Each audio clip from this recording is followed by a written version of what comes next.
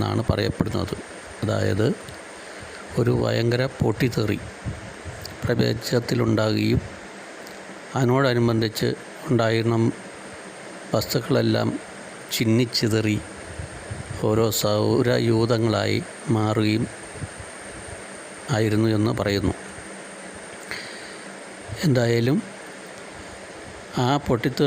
ഒരു പൊട്ടിത്തെറി ഉണ്ടാകുമ്പോൾ തീർച്ചയായിട്ടും അതിന് ശബ്ദവും വെളിച്ചവും ഉണ്ടായിരിക്കും. ആ പൊട്ടിത്തെറിയിൽ ഉണ്ടായ ശബ്ദമാണ് ഓംകാരം, ഓം എന്നുള്ള സൗണ്ട്. ഈ ശബ്ദം നമ്മളൊരു പാറയുടെ മണ്ടയിൽ നിന്ന് ഒരു കയ്യിലൊതുങ്ങുന്ന ഒരു കല്ലെടുത്ത് ഉറക്കെ ശക്തമായി എറിഞ്ഞാൽ താഴേക്ക് എറിഞ്ഞു കഴിഞ്ഞാൽ അത് ഓം ഓം എന്നുള്ള ശബ്ദത്തോടു കൂടിയാണ് പോകുന്നത്. ശ്രദ്ധിച്ചാൽ മനസ്സിലാവും.